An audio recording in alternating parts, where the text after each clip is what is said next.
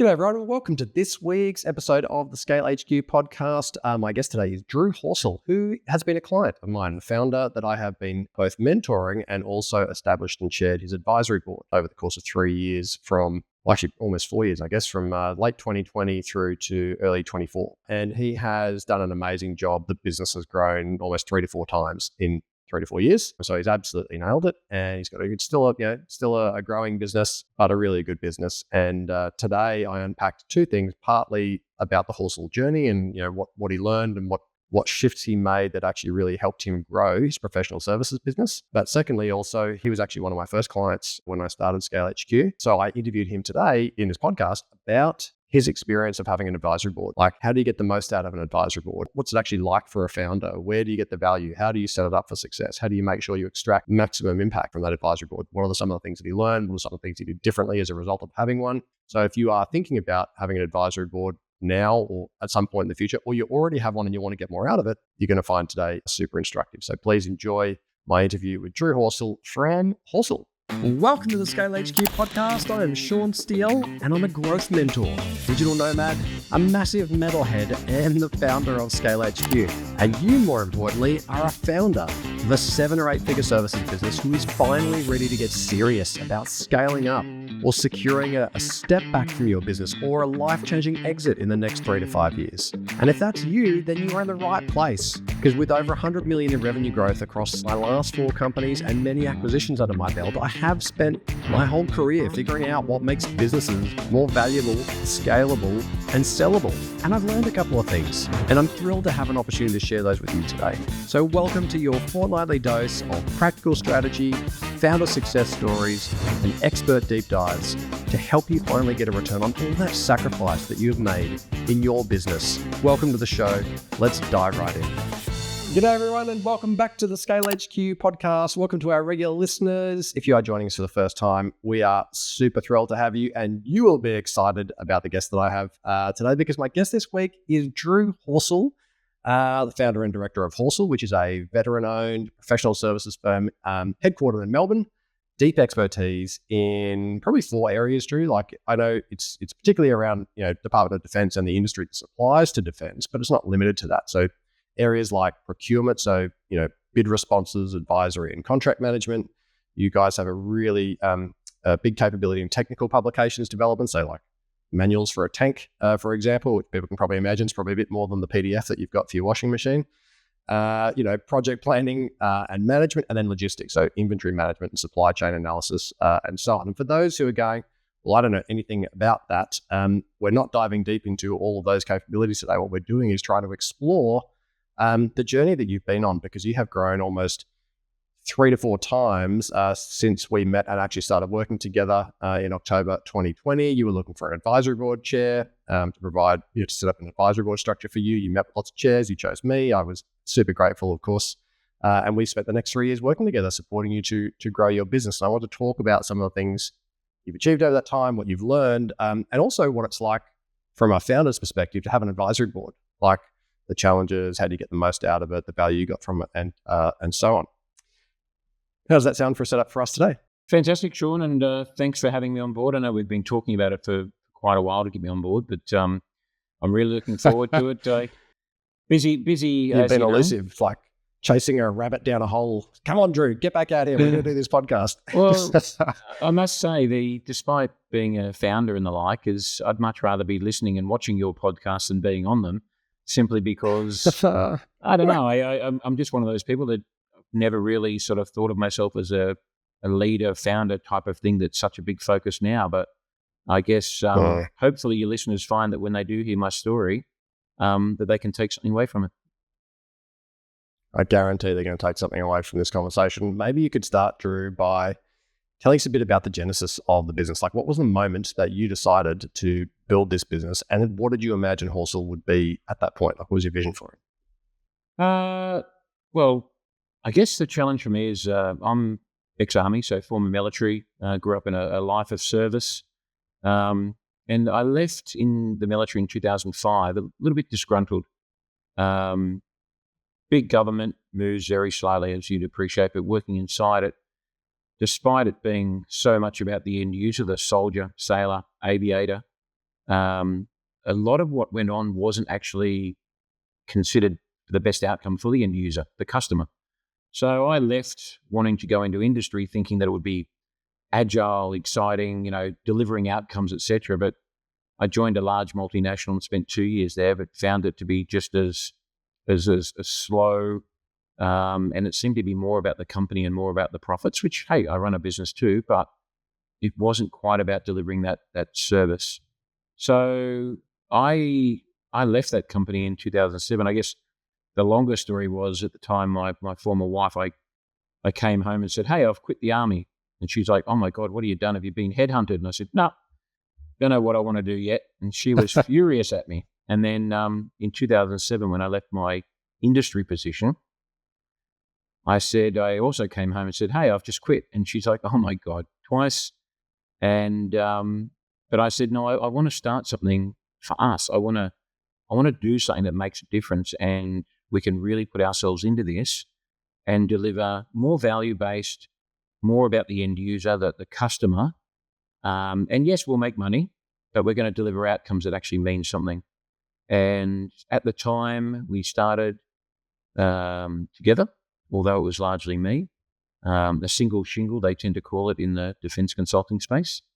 And we developed, we had a vision. It wasn't quite what it is now, but it was always about making complex simple, which is what our current vision is, where other consulting companies were always trying to introduce complexity because, that grows their project scope, it increases billable opportunities, and they make it about them. They make it about them making money. Yeah. But what we tried to do is we were trying to be transparent. We'd share the knowledge and expertise, and that would provide our clients with more an easier, efficient solution. So we'd make it about our customers. And the business plan in the early days was that they'd want us to come back. They didn't have to have us coming back. And look, more than 17 years later, I think it's worked. That's amazing. I think there are so many, nearly every founder actually that I work with has spent, a good 20 years in their industry, or at least sort of maybe 10 or 15, and then have gone, there's a gap here, there's a problem here, or there's a way of doing this better and providing greater service, and then have ended up as entrepreneurs, and all of a sudden are on the other side of the table, serving an industry that they understand well, and they just do it better because they understand the industry, they understand the problems. But can you give us, Drew, an example just to help people get their heads around, like what does a typical Horsell job look like? Like, you can give us an example to bring to life what you do, the typical client, a typical offering? So again, largely working in defense and related industry, but we're trying to help our clients understand the buyer-seller relationship in complex procurement. So when you mentioned earlier about tanks and things, it's not as simple as going to the market and buying your groceries. It's a lot of long-term planning, a lot of taxpayer money being spent. That's the other considerable, the amount of money that's being spent from every pocket in Australia. That needs to be considered. So working with, we call it both sides of the market, so the buyer and the seller. So with the buyer, we assist them to find exactly what they need to buy and then help them make wise choices for those best options. With the seller, we help them respond to tenders, so government tendering, bidding, as you and your listeners may understand it. And that gives them the best chance of showcasing their quality products and services to those key decision makers. So we help them frame their pitch, so to speak, to have the best possible outcome, and hopefully they then get selected to deliver. We do consulting services. You mentioned some of them before. We're doing technology products. Actually, Drew, sorry, just to go back. Yep. Just to go back one step there. On the tenders, I don't think people would usually, I certainly didn't appreciate how many people might be involved, how many documents might be involved, how much cost and time might be involved in actually, for the department who, for defense, who might be buying parts for a tank, if we use that example, how big a piece of work it is actually to get the tender document in place to say, this is what we want, this is what we're looking for now, who's out there and what can you supply us? Can you just give us an example of like how big that is? Yeah, absolutely. I mean, one of the projects I worked on recently was a large deployable infrastructure project. I won't go into too much detail, but The team that we brought together was about, I think it was 9 or 10 strong. And I worked in that project for almost 3 years. And we took the project from the concept. So when government said, yes, we've got an idea, we want to do it, we went out and did the market survey. We did a staged procurement where we started releasing a little bit of information to industry to help them respond and narrow down what we actually wanted. We then developed the tender, and tendering in defence particularly is very complex. We, using over 300 different Microsoft Word documents, an 1,100-page tender went out to market for this deployable infrastructure or deployable capability. And it took probably 6.5, almost 7 months for us to develop that tender to go to market.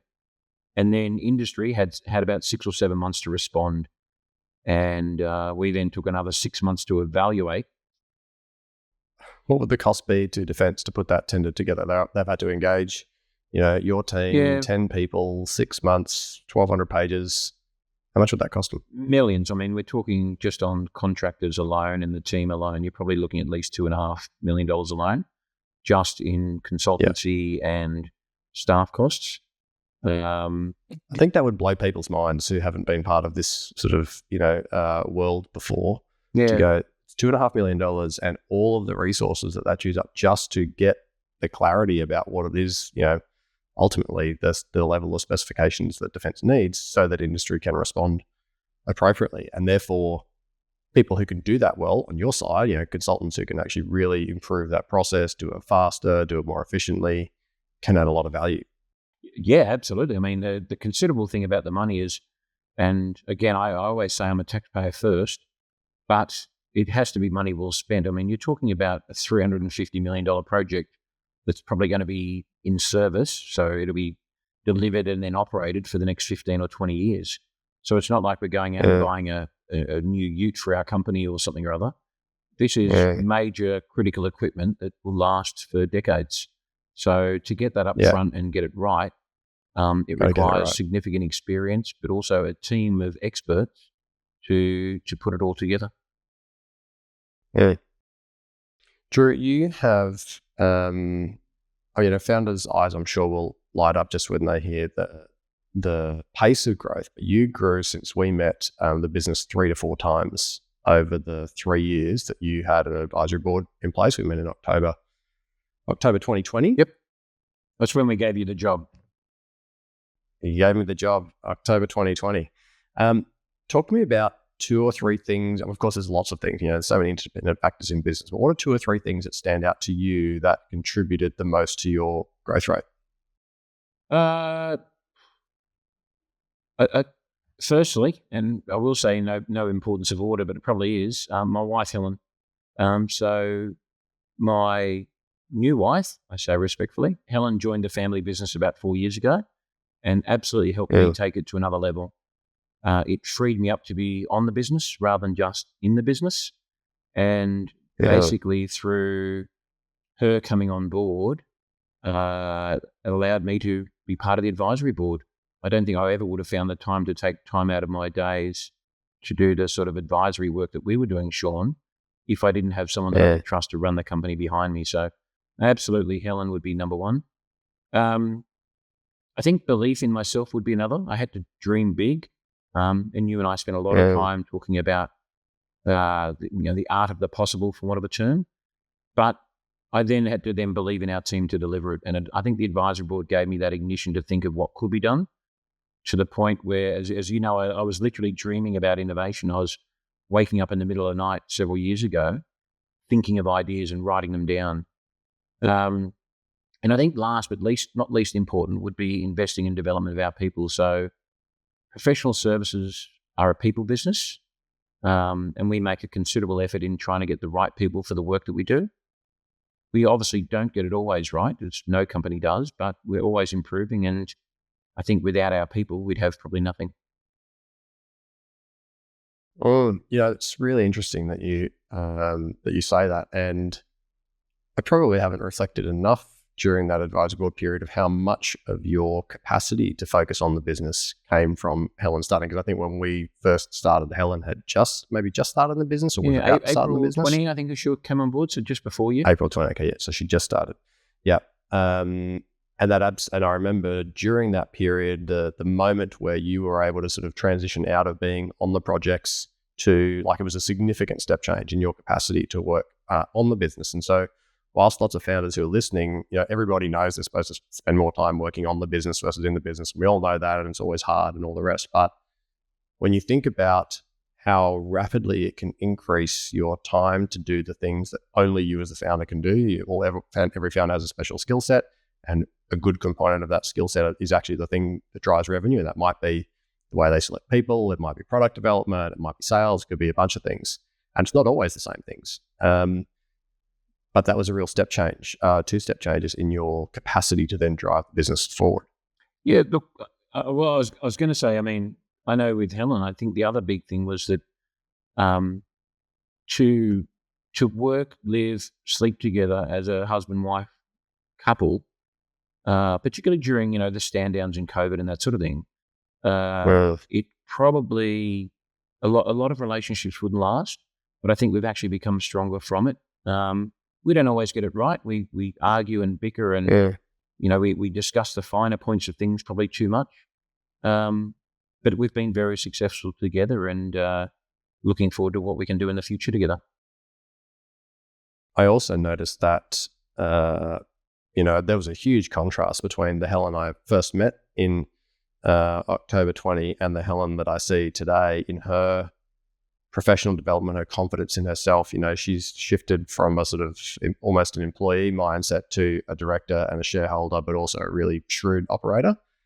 Still with the same heart, still with the same, beautiful personality and demeanor, but a real step change in her growth as a professional. It's been really, really cool to watch. Yeah, no, good. Drew, what's been one of the biggest, or what's been the biggest challenge for you over the course of those years? Probably a follow-on from that part is, Sean, that letting go of the reins. So like all of your founders listening will know that it can be very daunting. I'll be bold and say that no one can ever take care of your business like yourself as a founder. I've heard people try and convince me otherwise, but I've never seen it. And I don't think it's because you set high standards or unrealistic standards. I just think it's when it's your baby, to use that term, it is very hard to let it go and to watch others take it where you may not intend it to go. But I think I've been fortunate with Helen by my side and the support of some fantastic advisors and mentors, I guess, to help me loosen my hold. But knowing that if I can steer the direction with the vision and then guiding others to deliver that vision is probably a lot better spend of my time than actually having to constantly take it over and do it myself just because it's my baby. And as you and I have discussed, Sean, I only know what I know. So my map or my vision, my direction may not be the best thing. If you are keen to step back and install management or secure a life-changing exit in the next 5 years in your business, then you actually need to know what to prioritize. Because unfortunately, the things that you did to get to your first few million are very different from what you need to do now. And that's why you're going to love the Scales Scorecard. Having grown 4 companies by a total of 100 mil, bought multiple companies, and mentored numerous founders through to exits, I have a good understanding of what matters. And the Scales Scorecard is a simple 5-minute survey I developed that will highlight your blind spots and then give you personalized recommendations about what to focus on. The average score, surprisingly, so far is only 16 out of 34, which means there's money being left on the table all over the place. I wonder how your business will do. So if you want to maximize your chance of a successful exit, find out your score at scalescorecard.com.au, scalescorecard.com.au. What sort of rhythm did you get? Tell me a bit more about how you would have evolved over time, but what kind of rhythm did you get yourself into about talking about the vision?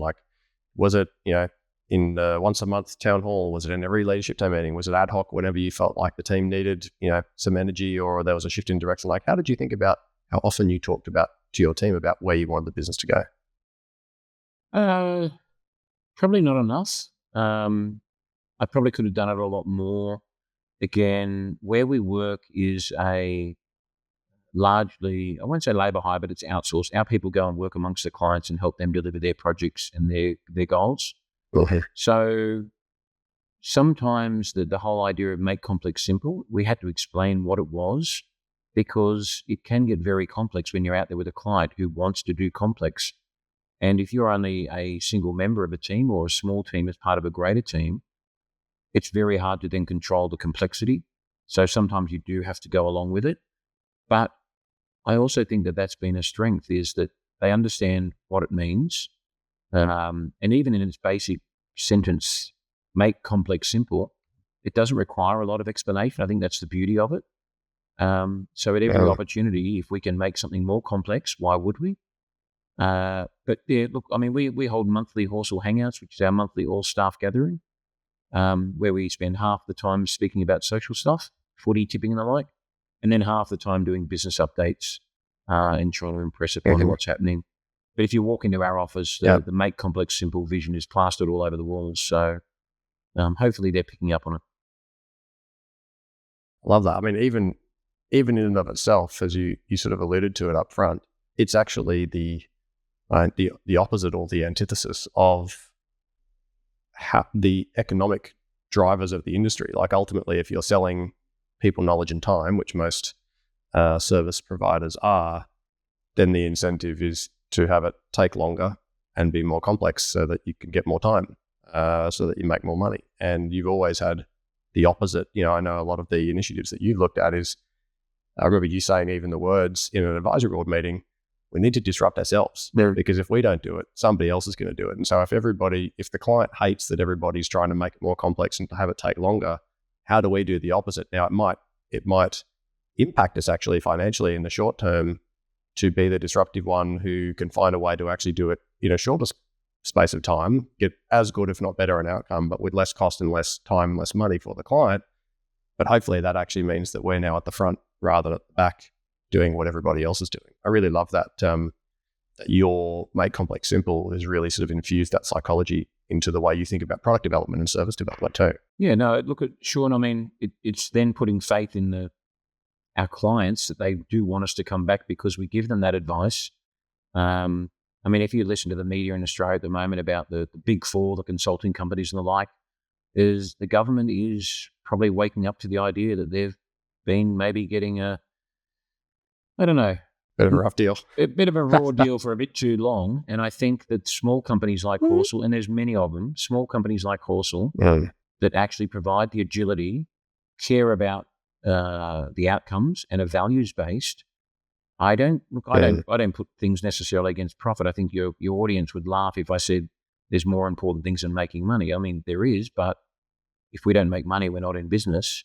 But it doesn't have to be the only thing. And I think a values-based business, particularly in defence industry where you're veteran-owned and veteran-operated and you employ veterans, that values that you bring to your offering should be better received by the client than some foreign-owned multinational or partnership corporation who decides to have 9 people turn up to a meeting that could have been done with 1.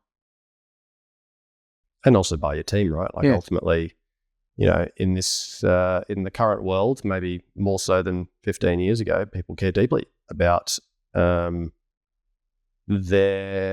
the sort of heartfelt connection with what they do. Like they care that actually you're doing a great job. They want to stay in companies that are really, truly committed to delivering a better experience for their customers, not just say they do it, but actually what they see inside the company is just always profit-based decisions. Like those businesses don't tend to retain people anywhere near as much, and they never access discretionary effort because you don't get access to discretionary effort from your team until they're actually connected with your purpose and the way that you do business.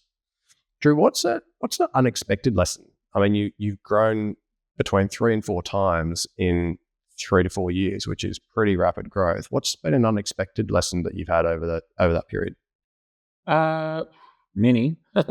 But coming out of COVID, particularly here in Melbourne, I think my view of remote and hybrid work significantly changed. I brought up in a generation that was work from home was nothing. You came to work whether you were sick or dying unless you had a certificate sort of thing. But to me, it's now become clear that remote can increase productivity. It can provide our team with flexibility that they desire, and it can also, in turn, boost job satisfaction. I'm not saying it always does in those cases. Some industries and some roles and some maybe office space is particularly best. But I think my understanding wasn't without its challenges. So we needed to implement a robust digital infrastructure. So we completely changed. We were on Google. We ended up moving across to Microsoft 365. We needed effective communication tools. So introducing things like Microsoft Teams and Skype, messaging apps, using SharePoint for the sharing of information rather than me standing up in the office and saying, hey, everyone gather around. I couldn't do that. So we had to then think about strategies to maintain that team cohesion and sort of delegating that out to our junior leaders and middle management and the like about how we can keep them engaged. And the Horsell Hangout sprung from that monthly all-staff catch-up where you've got to have a pretty good excuse not to be coming because that's that only time in the month that we actually get to talk about issues that affect everyone. So I think remote work at Horsell was probably a temporary solution coming out of COVID, but I'd like to think now it's fully integrated with us as a core part of our strategy.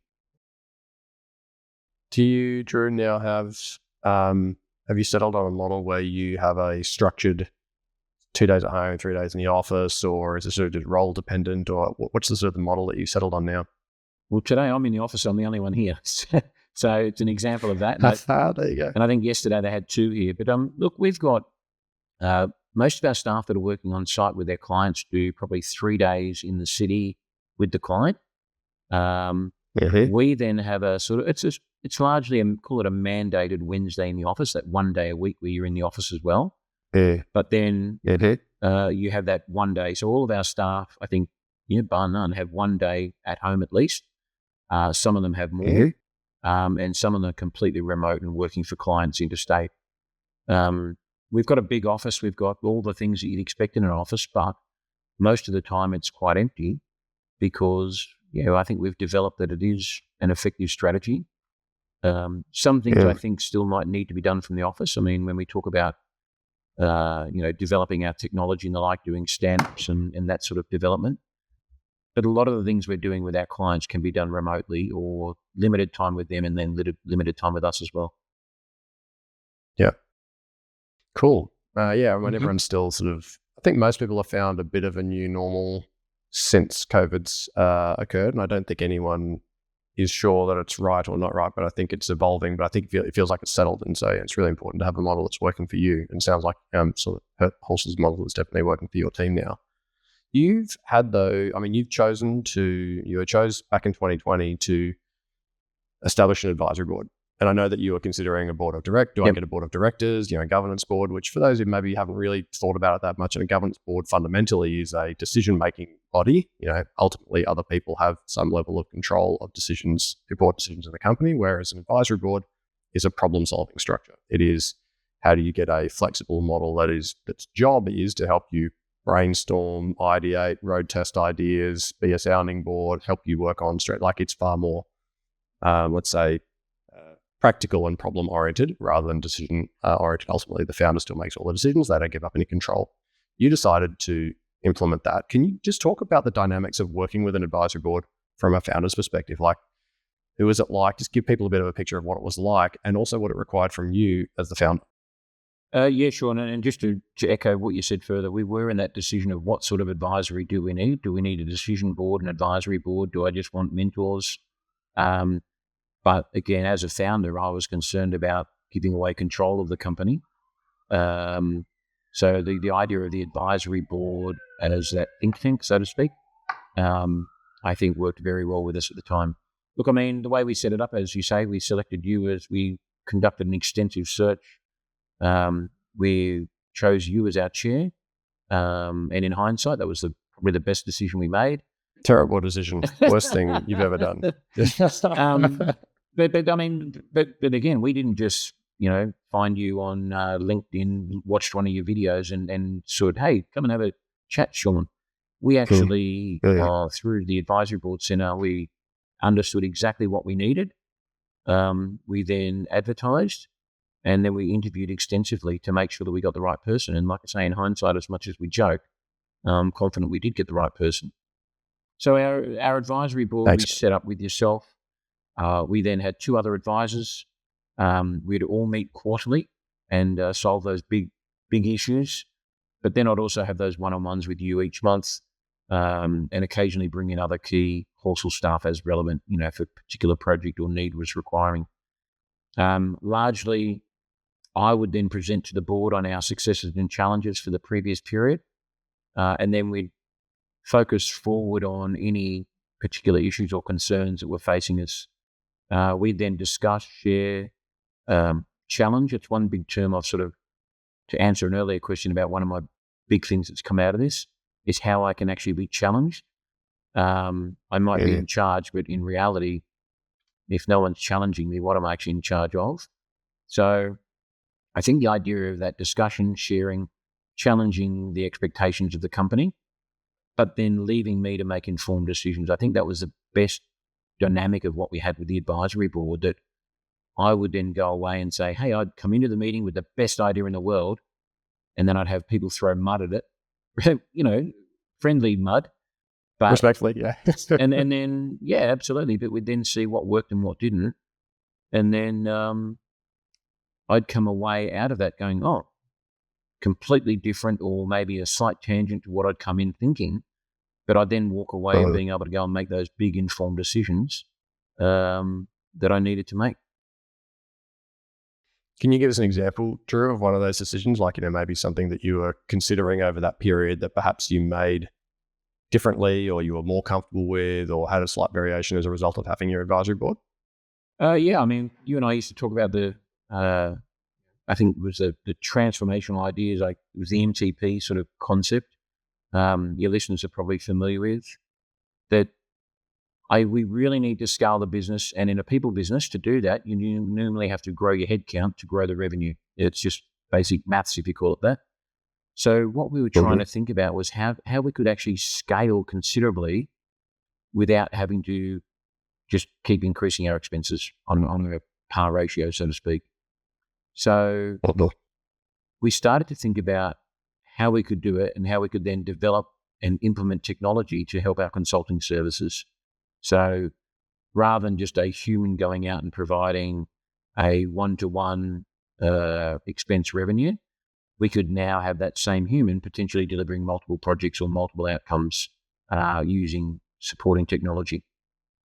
So literally, as I say, I mean, I think it was in 4th of July, 2021, Sean. I joked before, but I woke up in the middle of the night and coined what was become the 3 big ideas. And it was effectively thinking of technology. And I sat and wrote down, and I scribbled down all these notes and came up with these amazing ideas that I thought were fantastic and groundbreaking. The backstory to that is when I started Horsell, just prior to starting Horsell, I actually also had a great idea that I woke up in the middle of the night and I wrote down, hours and hours of writing down. This is before we had great internet. And I then shared it with some people the next morning, and they're like, wow, that's amazing. And it was an online memorial for when people pass away. You pay your $9 per annum and you upload 5 photos and their favorite song. And when you're feeling a bit sad, you can log on and in memoriam, and you could share that. And I was like, wow, I'm going to be a billionaire. And then I got to work that day, looked online and found out that there was already about 5,000 of those businesses. So coming up with a unique idea, I'd already had probably a history of thinking I had a great idea, but it wasn't, on reflection, it was great for other people. But we also talked earlier about that lived experience. Having worked in defence and industry now for 34 years, I've lived the pain, I've lived the experience. So the technology we were developing, our 3 big ideas, were all about solutions that I was an expert in. I'd already lived the pain. I'd seen wasted money. We talked earlier about, what was it, 6-7 months of 9 or 10 people working, about $2.5 million. Well, how can we use technology to make that happen in half the time and half the cost? And those were those big sort of things that I think the advisory board helped me to do, is just to dream big and then to ideate. So come together with my crazy ideas and have people shoot them down a little bit, and then go away and say, right, we're onto something here. Let's do something about it. Yeah. remember one of the things you mentioned to me about that you had got out of your advisory board was actually the confidence to go after it. And whilst your advisory board is not a cheer squad, I always got the sense, because, one of the first things that you said to me was, what I absolutely do not want is a group full of yes people just because I'm paying them. I do not want a whole bunch of people telling me my ideas are awesome if they're not awesome. If they're awesome, great. But I want them pulled apart, because that's the process that you go through to build confidence in an idea. Is that the greatest value you got from your advisory board, or is there something else that when you reflect on what the value was that you've had from your advisory board over that course of that time, where did you find the most value?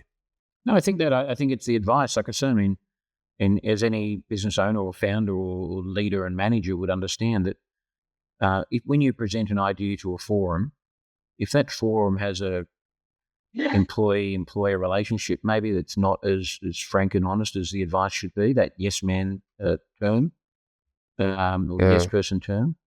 But with an advisory board, you're being paid for the advice, whether I liked it or not. And I think that was, me to be able to come to you and the others and say, hey, I've got an idea. What are your thoughts? And then for me to come out of that meeting literally charged with energy. Sometimes I'd be absolutely sad that my idea didn't maybe stack up to as grand a plan as I thought it was. But I would then go, right, well, I've got to do better. I've got to come up with something else instead. But I would literally walk out of those meetings feeling like I could walk through a brick wall. It was amazing. Wow, that's awesome. And your team is probably going, oh, bloody hell, Drew went to an advisory board yesterday. Get ready, everybody. He's going to have 75,000 ideas tomorrow. Yeah, well, the crazy idea theory. Yeah.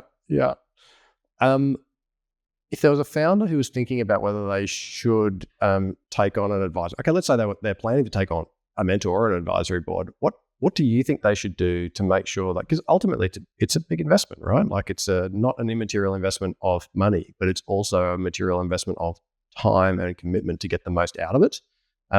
What do you think people should do to make sure they get maximum value from an advisory board style relationship? It's a good point, Sean. I would have to say be prepared. Probably better than I was at most times.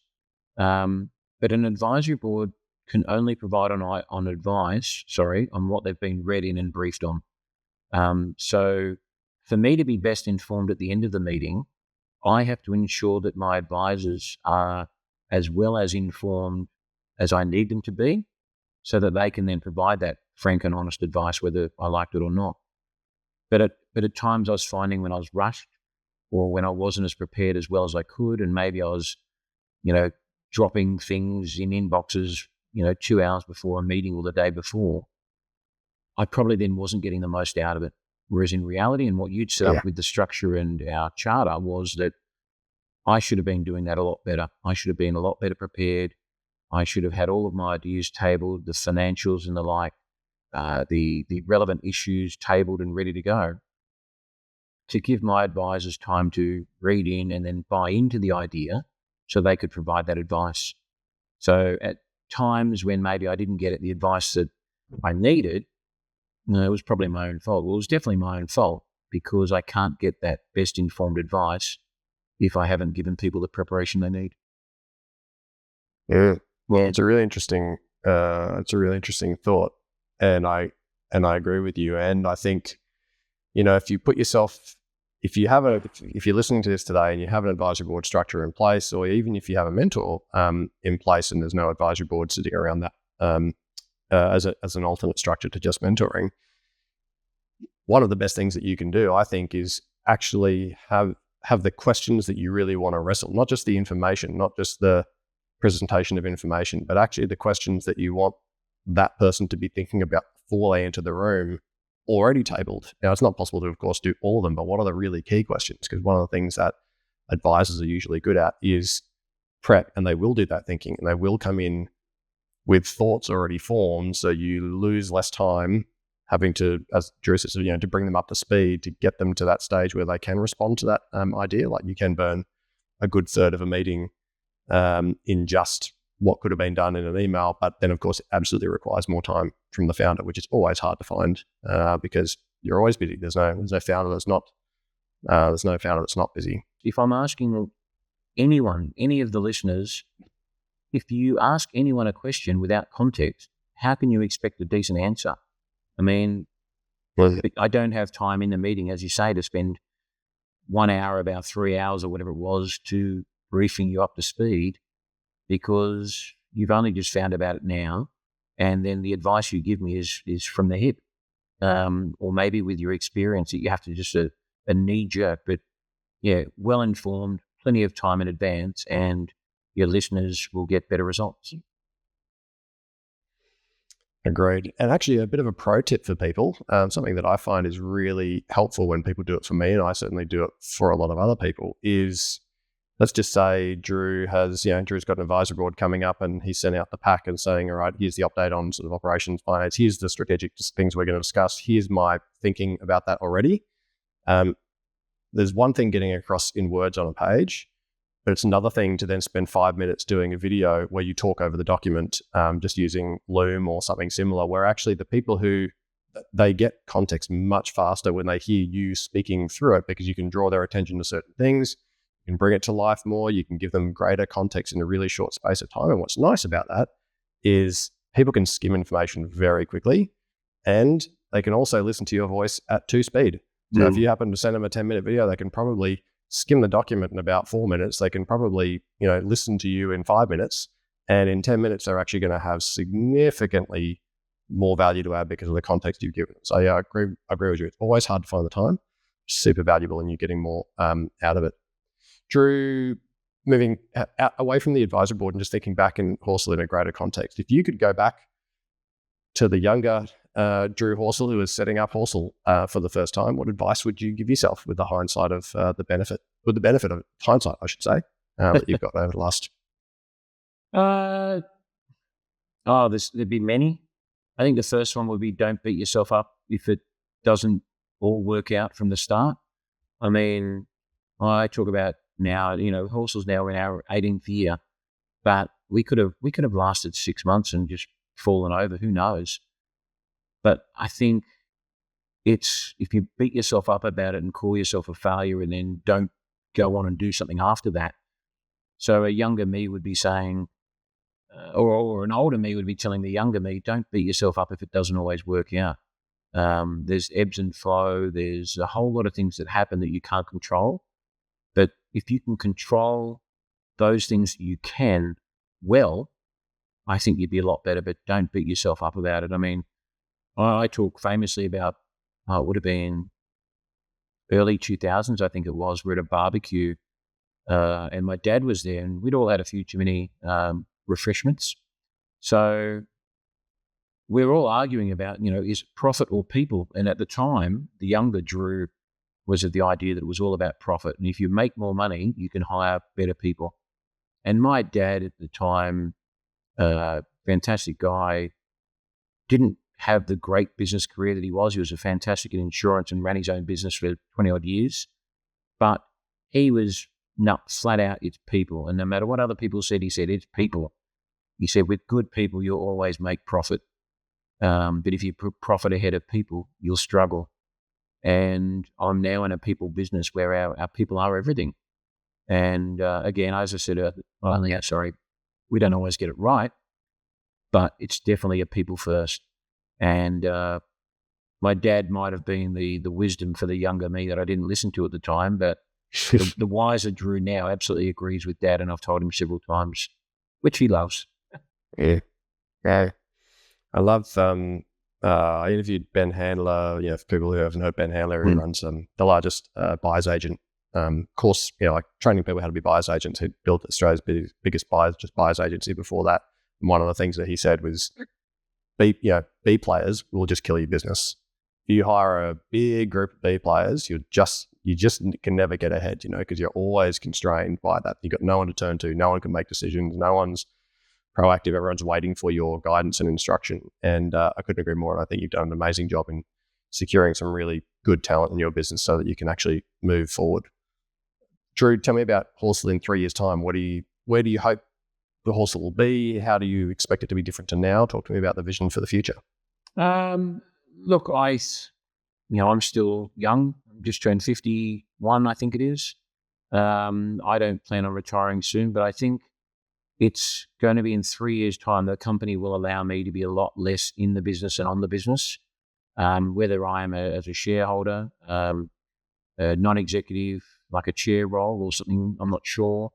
But I'd like to think that in 3 years' time, we're still remembered for delivering that value. It's about the end user. It will always be about the end user. I'd like to think that we're going to have repeat business because we do make complex simple. And I think as we go forward, I think that'll be more and more appreciated by people, not just in consulting and working with buyers and sellers, but in every part of what we do. I think a values-based organization is going to be much better off than a company that can't express its values to its industry that it's supporting. So in 3 years' time, I think we'll still be going strongly. I think, who knows, we'll probably be all working remotely with AI, and I'll have an AI chair of the board. Who knows? AI Sean Steele will be giving me advice because of all of the videos that we can interpret. And that's frightening. And I guess I'd like to think that all the people that I've met and enjoyed working with them along the way, in 3 years' time, we'll all still be healthy, enjoying what we're doing, contributing, and probably not sitting back, but able to look back and think that we've done something fantastic. Oh, that's awesome. What a beautiful way to, I think it feels like a really nice and natural place to wrap that up, Drew. Well, I am super grateful that you allowed me into your world. It's such a privilege for me to be led into the world of a founder. It's a huge amount of trust they put in me when they take me on as a mentor or advisory board chair or a mix of the two, as we were. And I really enjoyed supporting you and watching you grow personally, and your confidence build in your own leadership in the company as well. And you've just done some amazing things. And I certainly expect to remain connected with you forever as you get old and continue to evolve your role in Horsell. And thrilled that you let me into your world. So thank you very much, mate. If people wanted to get in touch with you or follow along with what Horsell's doing, where would you direct them to? Connect with me on LinkedIn, Drew Horsell. I'm always happy to have a chat. If you're in Melbourne, let's catch up for a coffee. But yeah, reach out, say good day, and we can share stories, or we can help each other make our way. Beautiful. Thank you so much, Drew. Folks, I hope I'm sure you will have enjoyed listening to Drew's story today. 3 to 4x in 3 years is a pretty good outcome that I'm sure lots of you would love to replicate, and done in the services business where people are selling time, knowledge, skill. It's never the easiest business model in the world because it's so people dependent. But on the flip side, it can be one of the most rewarding when you get that team and that product and service right. So thanks very much, Drew Horsell. And I look forward to seeing you when I am next in Melbourne, not too long from now. Thanks, Sean. And the team here at ScaleHQ hope you've enjoyed today's episode. Now, if you want to achieve scale, but you want to know what's going to hold you back, we can help. Head over to scalehq.com.au/growth score to get your free 9-page growth score report. That's going to help you understand where your top 3 barriers are to scale. And if you'd like, we'll even do a free debrief on the report for you with no obligations or expectations, just lots of value from some CEOs who've scaled to help you on your journey. That's scalehq.com.au/growth score and find out what's holding you back from fulfilling the potential of your business today.